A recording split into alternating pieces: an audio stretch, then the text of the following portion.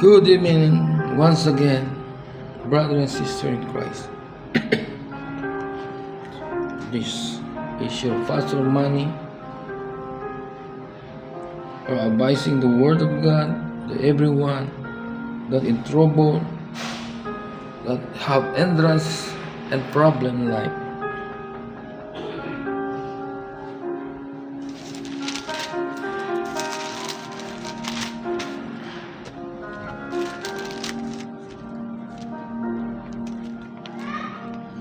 Tayo po ay makakarinig ng devotion. Magandang gabi po muli. Past 12 midnight na po. Andito pa rin po ang iyong paglingkod upang i-share ang devotion ito para sa atin. The title of this devotion is The Confidence of Christian is in the path of His righteousness. Dito po sa ating babasahin, Psalms 23 verse 1-6. Ang sabi po dito, The Lord is my shepherd, I shall not want. He maketh me to lie down in green pasture. He leadeth me beside the still water.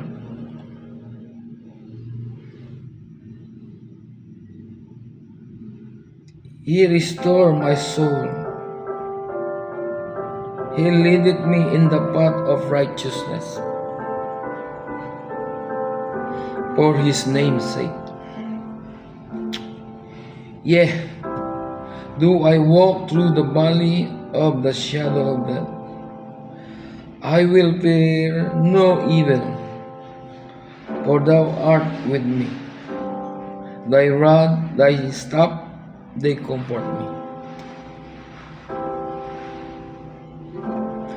Thou preparest the table before me in the presence of mine enemy. Thou anointest my head with oil. My cup runneth over. Surely goodness and mercy shall follow me in the day of my life, and I will dwell in the house of the Lord forever. Napaganda pong salita ng Diyos na even sa kalagayan ni King David bilang hari siya, marami po siyang nararanasan sa kanyang buhay ng mga problema at suliranin, lalo tigit sa kanyang mga anak, sa kanya pong mga mahal sa buhay. Naranasan po ng King David ang lahat ng naranasan ng mga ordinaryong tao katulad natin bilang mga Kristiyano sa kapanahunan ngayon. Si King David po ay masasabi natin, parang iisipin natin na hindi niya dapat tumaranasan. Pero alam niyo po ba kung bakit siya tinawag na ang taong malapit sa puso ng Diyos? Because even kahit na siya hari na, meron siyang puso na masunurin sa Diyos, nagpapatuwid sa Diyos, nagpapaturo sa Diyos, at laging sumasamo na siya'y akayin sa tamang landasin. No? Even kahit nga po siya yung nirebuke ng isang propeta, hindi po siya nagalit. Sabi ng general niya, puputulan ng ulo yung propeta, pero hindi ginawa. Wag. O siya ang nagiging dahilan upang ako ituwid. Huwag mo siyang saktan. Sabi ng King David. Ito po ang maganda po sa atin bilang Kristiyano. Tinuturuan po tayo ng ating Panginoon na ilagay po natin siyang kompetensya sa ating buhay.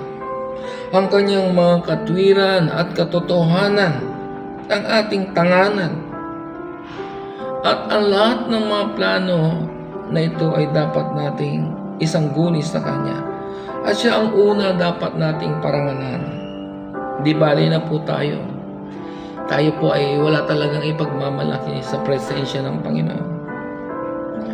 Kaya even si King David ay makaranas ng ganito kahit siya dumaan o kahit siya po ay nandoon sa sitwasyon na dumaraan sa lilim ng kamatayan, ay hindi po siya natatakot. Kasi alam niya ang Diyos ang kasama niya. Alam niya, pag may kasalanan siya, itinutuwid siya. At mababasa po natin sapagkat ang mga salita ng Diyos ay ginagamit ng Diyos para sa atin, para pansaway. Chapter 3 verse 16-17 ng 2 Timothy. Ito po ang sabi. Ano pong sabi? Ito pong sabi, all scripture is given by inspiration of God and is profitable for doctrine, for reproof, for correction, for instruction in righteousness, that the man of God may be perfect, true furnace, and do all good work. Mga kapatid, sana po tularan po natin ang King David. Siya po ay hari, pero hindi po maikala, tao pa rin po siya. Na kung ano man yung naranasan ng ordinaryong tao, naranasan niya rin po.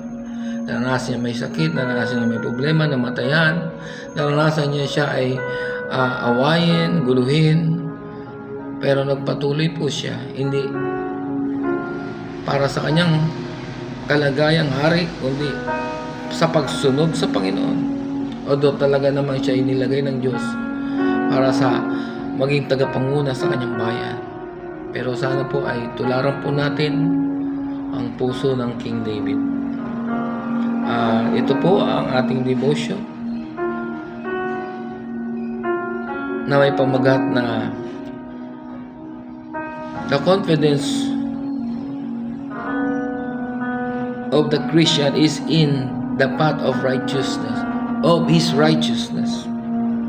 Hindi po sa atin, kundi sa Diyos. Manganlong lang po tayo sa Kanya. Maraming salamat po at magandang gabi sa bawat isa.